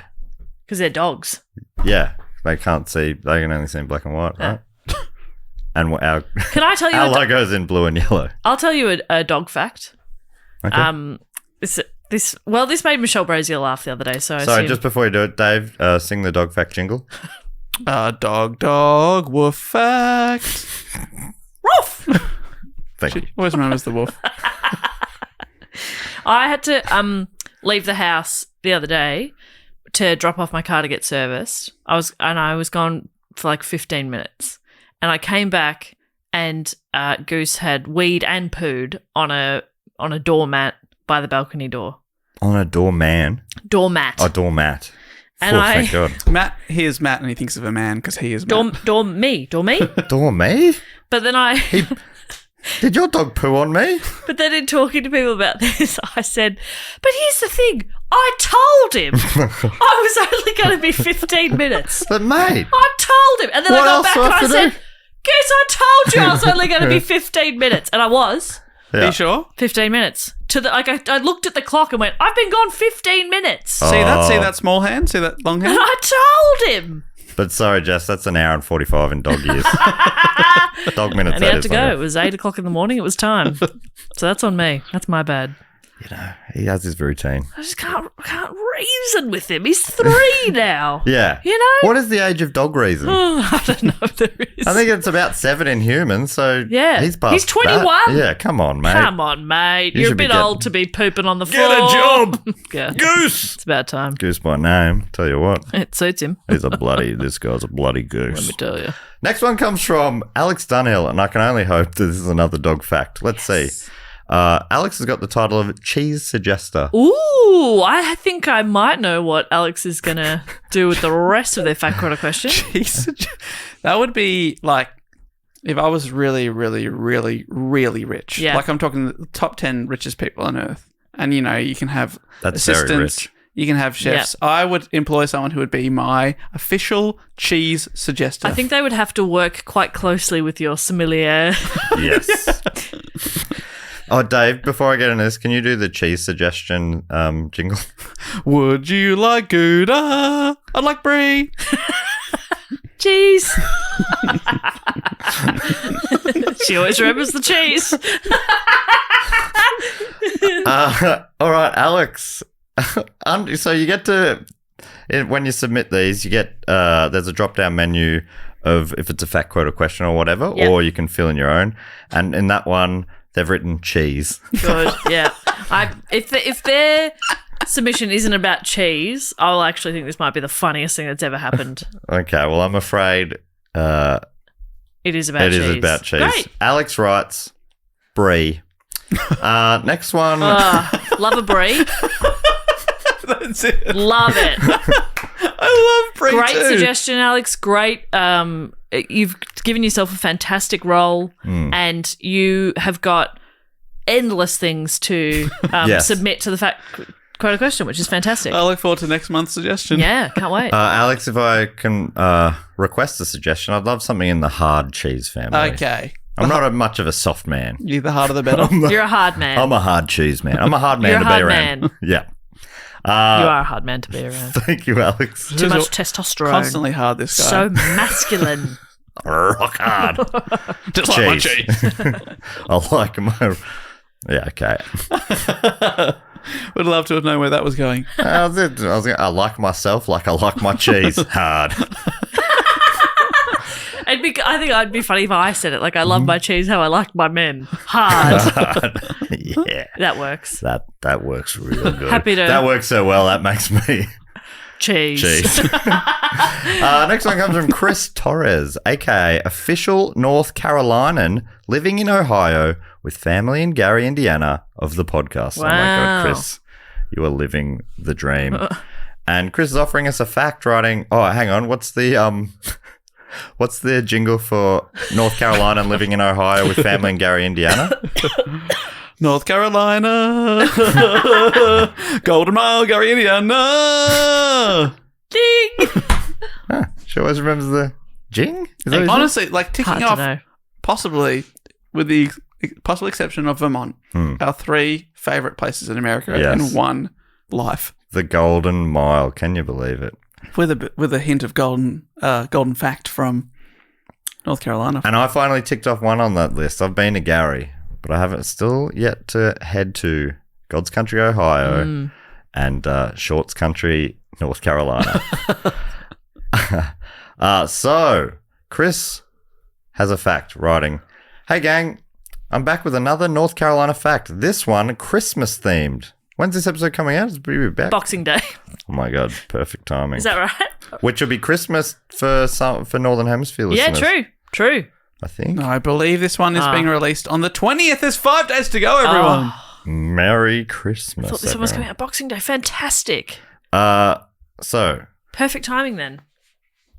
hopefully Jess finds this one fun. We'll wait and see. I'll decide. So fact: the city of Rodanthe, North Carolina, with a soft. Oh, hang on. So I've got just getting pronunciation notes. Rodanthe with a soft th sound like the beginning of thought, and made famous by the film Nights in Rodanthe. There you go. The city of Rodanthe, North Carolina, celebrates 2 Christmases. Whoa. I like this town already. Save some for the rest of us. It's a tradition dating back to 1752 when Brits switched from the Julian to the Gregorian, my preferred calendar, It's the only one I know. which caused 11 days to be dropped from each year. Hopefully this makes it in time for the Christmas episode. Didn't quite, but it made it in time for Christmas. Yeah, this is actually closer to the Christmas than the actual Christmas episode. Yeah. And he says their second Christmas, which is called Old Christmas, is on January the 6th. Ah, Old Christmas. Old Christmas. Great. It's a weird sort of, there's like a couple of weeks in between. It's interesting. It is like, listen to Bill Bryson's book about the secret history of Christmas. fucking Does talk about how around the 6th of Christmas used to be The the 6th of big Christmas. celebration day, because that was the day that Do you mean the 6th of January? the 6th of January. Oh my God, I'm so glad you're here. Because if you were strangers, they would just be sitting there going, What the Nah. fuck is the What is 6th this of guy- Christmas? We'll call you a fuckhead to your face. Thank God for that. Oh, that's bad So, science. but it used to be celebrated a lot. Well, it used to be celebrated more. Christmas Day wasn't as celebrated as January the 6th. That was the 12th night. Right. So there were 12 days of Christmas. Yes, sure. And I think the 12th night, I think that was when the kings arrived with the frankincense and myrrhs and the gifts. So that used to be like the big, but it's, it's evolved over time. I can't believe you skipped over gold there. Myrrh and frankincense. You know the good stuff. And this is, so the 6th of January, that is, 11 days after Christmas. So the maths checks out because they cut 11 days. Yeah, that's right. Ah. Fun. Great fact, Chris. Thank you. Sorry, you just said fun. No, I said fun. Full stop. Yep. Great fact, Chris. Did Chris write fun? No? So you said fun. I said that. I was saying that was fun. I didn't say it was a fact. I haven't looked it up. Do you think that was a fun fact? It was okay. Actually, the math doesn't check out. It's 12 days after Christmas. Oh, my God. 12th night. What are we led to believe that they've accidentally cut an extra day? Huh. I don't understand maths. Don't. Those things always confuse me when it could be one day different. I'm like, I'll just accept whatever they say. Yeah. Because I always end up like, if I ask and they explain, I'll be like, I forgot to count 0 or something like that. All right. The last one this week comes from Mark Wan right now. And Mark's got the title of Tower Guard. Oh, that's great. We've had that tower spot with a loaded gun sitting there. Yeah, honestly, what's the point of a watchtower if no one's there To watch. Otherwise, it's just a tower. Yeah. What are they watching? Me twirling in a paddock. Woo! Just having a good time. With a gun trained on you. They're watching you through a sight. Yeah. Of a And they're like, look at her sniper go. rifle. She's having so much fun. We got a question here. Do we quickly, Dave? I guess we got to complete the list. What's the Tower Guard jingle? Tower Guard, we need one. Apply now. Bang! She always remembers the bang. And our Tower Guard, Mark Wen, has a question writing, what's an event that you know where you were when it happened? Oh, this podcast. I think he might mean big world event. Oh. He does answer his own question writing, for me, I remember being at my summer job in high school roofing when over the radio I heard Robin Williams had died. Oh. Interesting. I remember being in a Nice backpacker hostel in Italy when Steve Irwin died. Mm-hmm. Right. I mean, we were in a year 10 maths class where we all found out about Steve Irwin. Dave and I, we were both in maths. Yeah. I don't know why I said we. I was. With I imagine you mean your classmates. Chums. Yeah. Some school chums. Some school chums. Oh, that reminds me, Dave. I forgot to say, at the end of that great North Carolina fact, signs off by saying, Merry Christmas and books forever. Oh, that's nice. Thank you. Warms my heart. Books forever. I know where I was when Steve Irwin died. Also in a year 10 classroom. Yep. What was the subject? No, I was in like a homeroom. It was the end of the day. And people were just checking their phones and stuff and were like, oh, Steve Irwin died. And I was like, bullshit. I didn't believe him. Fake news. I didn't want to believe it. Do you believe them now? I'm still not sure. Okay. I remember 9/11. I was doing bench press with my mate James Lamont. It's just the weirdest brag of all time. Yeah, what heard about 9/11? I was bench pressing like 250 kilos, so...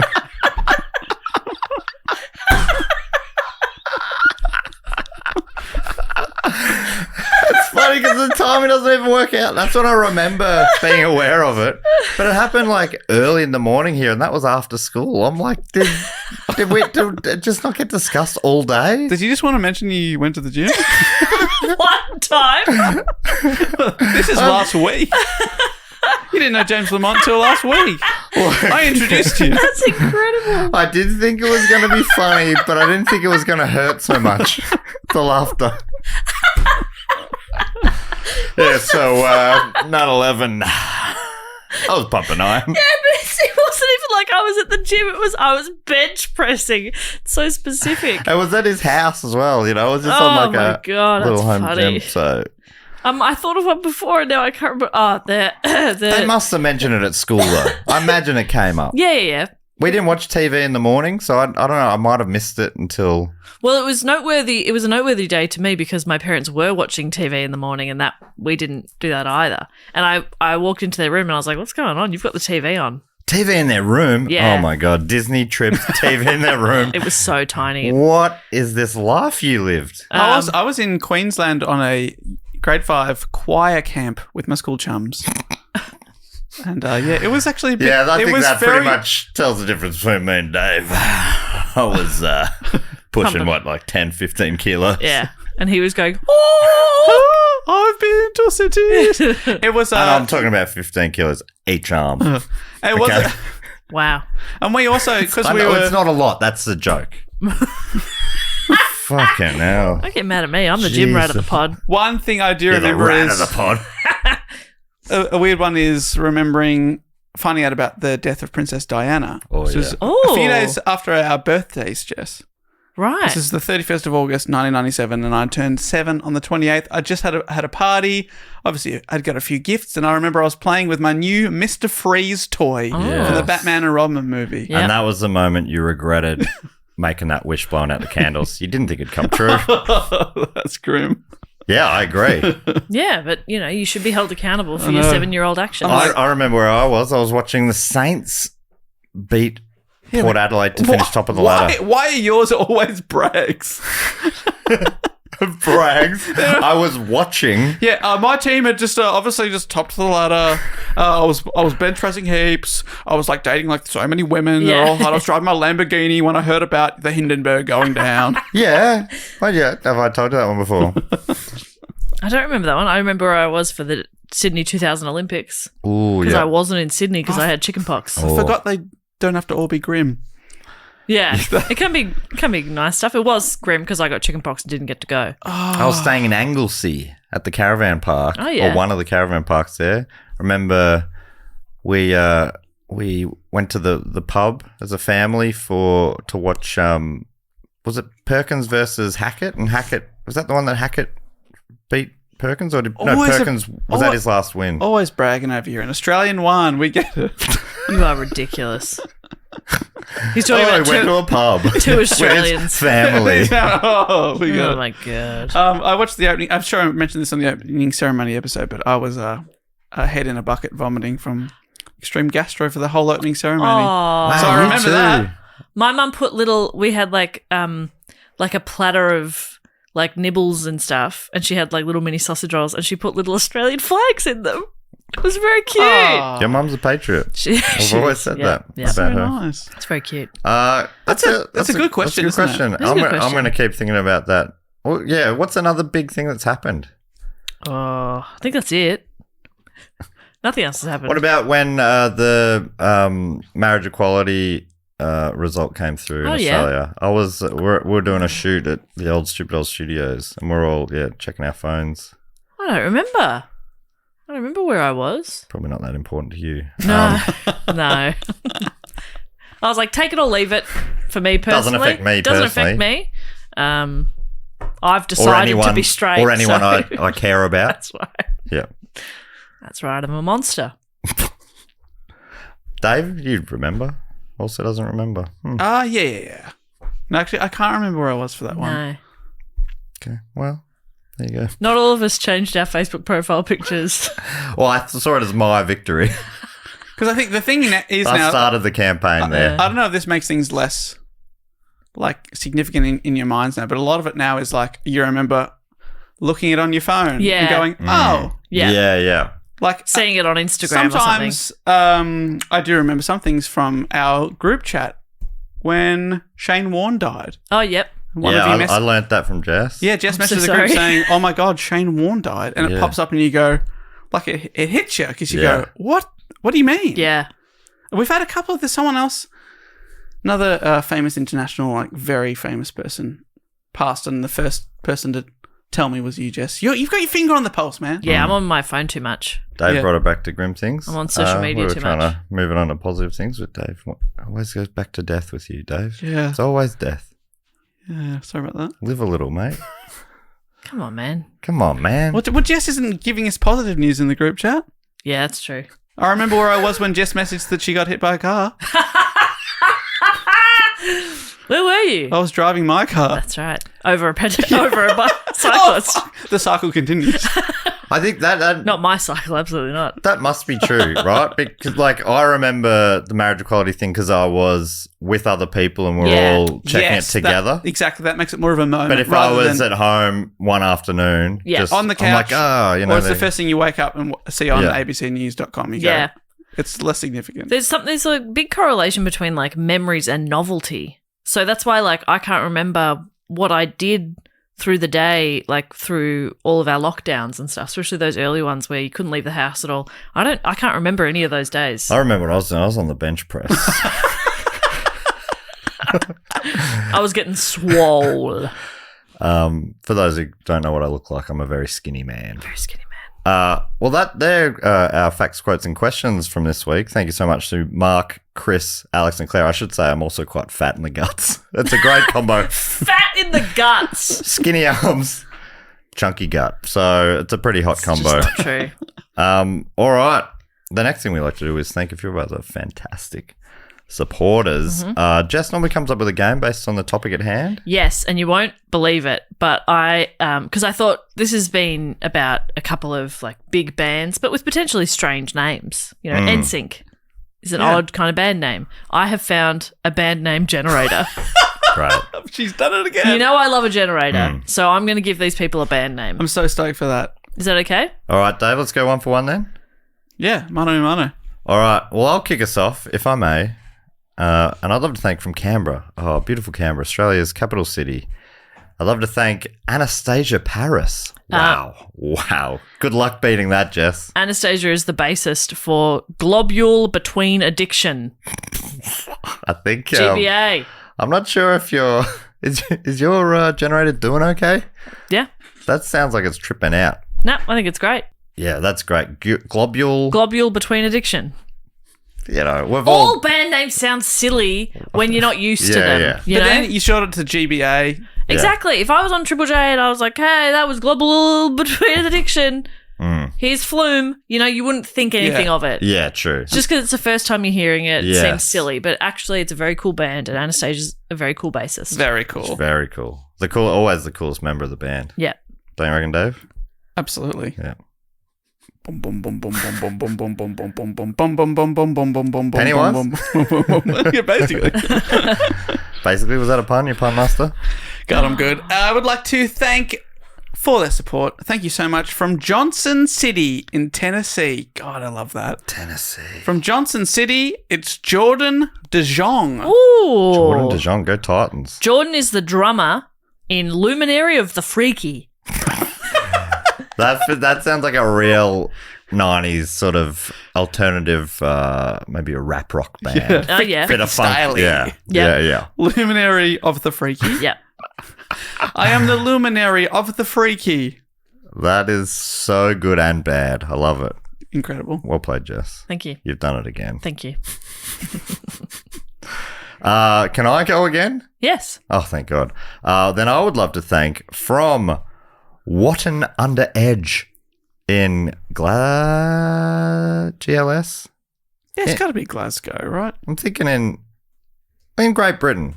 I'd love to thank Charlie Lendon because it could be Gloucestershire or It something. is Gloucestershire. So sorry, everyone. Gloucestershire. Dave, I think the English people are going to be It's furious. Gloucestershire. It's actually Gloucestershire. Sorry. Sorry, yes, no, that I did not say that. Who very was well. it? Who was it? From Gloucestershire, please. Of course, it was Charlie Lendon. Charlie Lendon. And Charlie is the actually lead singer of Mouthy Obsidian. That is... each one has been better than the last. I agree. Mouthy Obsidian. That's like what new metal? Yeah, I think that might be new metal. Yeah. Mouthy Mouthy Obsidian. Obsidian. Are they all bass players for these bands? No. Okay. I've literally said what instrument they play each Yeah. time. Oh, what True. does this guy do? Lead singer. Okay. Sorry, do you want me to listen to the words you're saying? It wouldn't hurt, would it? Okay, I'll try. Wouldn't hurt as a All feminist. I'm hearing is... Yeah. And that's on me and my enunciation. Yeah. Dave, how about you? I would like to thank from a location unknown to us, probably deep within the Fortress of the Moles, Jenny Parmiter. Wow, Jenny Parmiter. I have accidentally pressed a button. Okay. Jenny is Yes? keyboard Oh, yeah, I love the keyboards. in Gladiator till Clorox. Like everyone has one or two real words Yes. and then one gibberish word. Or probably a real word that I just haven't Yeah. heard before. You don't know Clorox. Oh, no, that's a cleaning Or you product, don't know isn't it? Gladiator. Or is it Till? It was Till. Oh my God, he's so stupid. Gladiator Till Clorox. Yeah. There's another heavy band. Yeah. Yeah, a lot of these feel that's quite a metal. heavy. That's a metal Yeah. band. Yeah, but with the beautiful, like sort of synthesizer of strings. Yes, yeah. Which is what Jenny's role is. And their logo, you cannot understand what the words are. I love when you see a poster for a metal festival and you're like, I can't read any of these words. Well, I'm squinting, and it's not helping. These magic eyes. Next up, I'd love to thank from Webster Groves, could be a band name in itself, from Mo in the United States. What's that, Missouri? Montana? Missouri? I think it's Missouri. Sarah Veldhusen Steely. Oh my God. Good luck beating that name. Sarah Valhoudsen Steely. I can't believe it. Yeah, that's so good. And it is Missouri. This band has two sort of main singers. Sarah's one of them. And the band is called Deviated Sidewalk. That's fun. That one, I can picture that. That seems to make some Deviated sense. Sidewalk. What is that, like more like a 90s rock act? Yeah. Yeah. I can't, because I thought of Pavement. That's why I'm I thinking thought about a Concrete Blonde. Okay. Is that them? No, that's Four Non-Blondes. Four Non-Blondes. Another great act. Great act. But still, Deviated Sidewalk. Yeah. I'd be buying their debut EP. Yeah. Yeah. I'm pre-purchasing it right now on vinyl. Wow. Hey, I would like to thank from Cork in Ireland. It's simply Becca. Becca. Becca. Becca. Thank you so much. Becca is plays the piano accordion in Great. An underrated instrument. in Barely Royalty with the Sacred Enthusiast. And I do not want any commentary or notes. I just please. can't believe that like AI is coming for our jobs. And it's clear to me today that I'm like, well, you know, what can we do? Yeah, How Let's do roll they do over it? and let them take it. exactly. How do they do it? Isn't like Post Malone or someone like that, their name is just a random generator. That's how they got it. Like, how did they get it? I guess that sounds... I think they probably went through quite a few options. Yeah. And that probably when he said it out loud, his friends went, "That's dumb." Yeah. It's just you're just used to it. Okay, Look, but it's... I wasn't going to say it's the best name, but it just seems slightly better than... Yeah, I never questioned that as a weird name. I reckon the first time I heard it, I remember I was on the bench press, and I'm just like, that sounds like a great name. It's pumping great novel iron. name. Time for another set. That's all I But thought. you're right. The more you hear the name, the more you go, okay. Is it up to me there, Dave? Absolutely. Well, I'd love to thank from Worcester in Great Britain. It's Jack Chamberlain. Jack Chamberlain, It's a name you could set your watch to. another drummer. And this one is Aero, Emerald, and the Observer.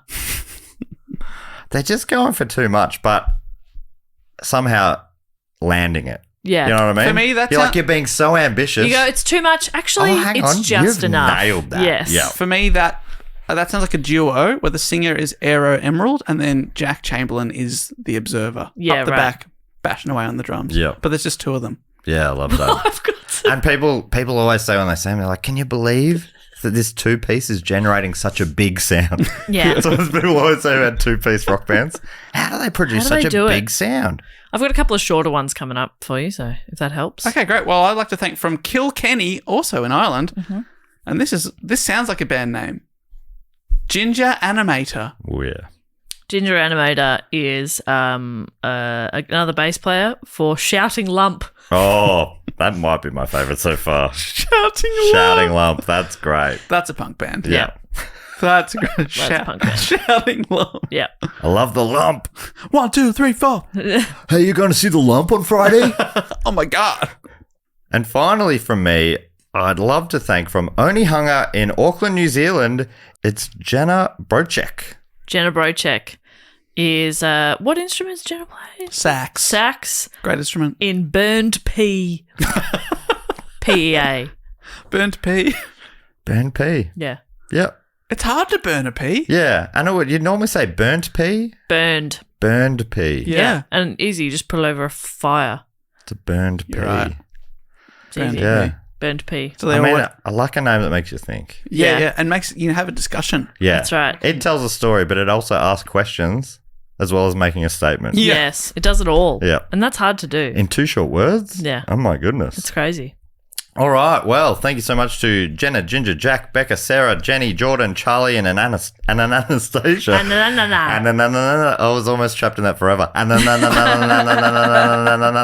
no, Anastasia Paris. I mean, what a list of names today. I think we've. What a list of bands. Oh, we've peaked again. The last thing we need to do this week, as we always do, is open up the Triptych Club. Just the one inductee this week. Wow. They're a very, very IP. Yes. Sorry, we're running out of time. I'm going to shorten that a little bit. So the way this works is there's a bit of theatre of the mind. Dave, We've got a you club. are very funny. Thank you. I don't give you enough credit. I know you say that fairly often, Yeah. but like always in a surprise Yeah, way. it is always surprised. It's like a backhander. Yeah, like, wow. It's You're sort of like, quite wow, funny. you're quite cool. Yeah. It's very I similar can't to that believe vibe. how cool you are. Yeah. So yeah, a bit of theatre of the mind. There's a club, and once you're inducted into it, you can't leave, which is a good thing. Yeah, you might want to. And yeah, you can make yourselves at home. To get in there, you just have to be on the shout-out level or above for 3 straight years. Then you're in the Triptych Club. We know it's pronounced triptych, but we have a funny little twist on it here. Obviously, this is the only way we were able to copyright and trademark the name. Yeah. Even though we spelt the same. And Yeah, that's right. It was a court case.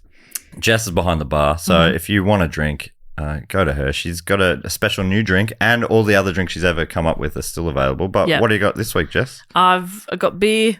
Beer, fantastic. Wow.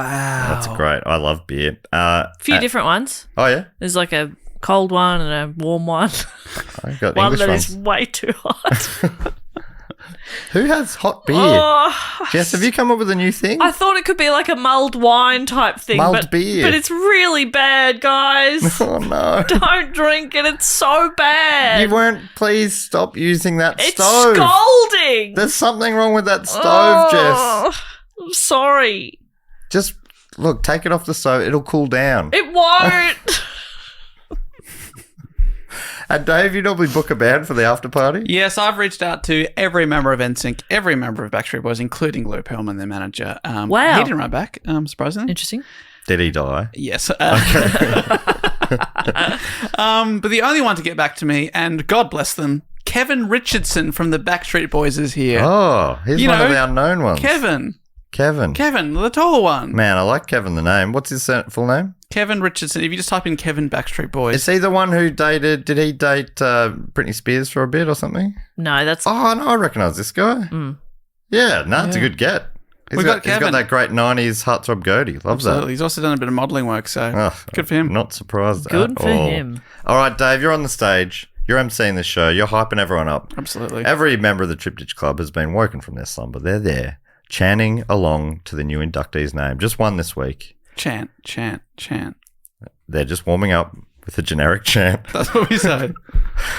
And Jess also sort of I hype hypes Dave up. I give him a little pat on the bum. I say, you're funny. because he does quite weak wordplay. He's the pun master. Let's see what he does here. Here we go. Warming up the Either puns. based on the name or where they're from. Here we go. Sometimes neither. From Orem in Utah, A lot to work with here. in the United States, it's Colin J. Wright. Look, I don't want to be Colin J. Wrong. I want to be Colin J. Right! Yeah! Come on in, Cole. Jeez, how did he find that? You found a little diamond in the rough there. I'm like, there's not a lot to work with here. But somehow you made the name Wright with a W into the word right with an R. Oh my God. How does he do it? Homophone king. All right, welcome in, Colin. Make yourself at home, please. Grab a beer. Just be wary of that piping Don't hot have one. the really hot one. Yeah. Yeah. Sorry again. Is there anything else we need to tell people before we go, Jess? Just that we love them so much. Oh, yeah. We value them as people, yeah. and that if you come across a story and you think that'll make it good, do go on. Well, you can bloody suggest it. You don't have to be a Patreon to do so. Anybody can. Can I just say that I suggested this week's one because I heard Josh mention a very small version of the Lou Pearlman story, like a couple of sentences on his 100% Hits Volume podcast. And I saw him a couple of days later and I was like, dude, you got to tell us about that in detail. So it's that easy. Anyone can Did he say suggest a that? topic. Did he say who it was suggested by in the episode? He didn't mention me. Oh, that's brutal. Though maybe I think I mentioned. Yeah, it of course, you brought yourself up. Of course I did. Well, I'm the only. No one ever comments about how funny I am. Yeah. So Except you. even a strange little weirdo can suggest a topic. But my point is, if You you hear can someone too. talking about something, you go, "That's interesting. Let's get Duke on to talk about it." Yeah. Let us know. I remember where I was when I heard that Josh Earl episode, actually. I was actually on the leg press. Got to do leg day as well. Yeah, never skip leg day. And I lock it in for Yeah. once. Biannually, Yes. I have leg day. Yeah. And I never skip Never it. skip it. Never skip it. That's important. Yeah. But yeah, you can suggest a topic. There's a link in the show notes and also on our website, which is dogoonpod.com. You can find us on social media at dogoonpod or Do Go On Podcast on TikTok. And that's it. That's all she wrote. That's it. That's it. All right, move on. I'm done. Bye. Jave. At Jave. Jave. That's what I call you two. Boot Yeah. this baby home. Hey, second last episode of the year done. We've got one more coming, but don't worry, we're not taking a break in January. The episode will keep coming. But thank you so much for listening. Have a great Christmas if that's something you're celebrating this weekend. But until then, I'll say thank you so much for listening and goodbye.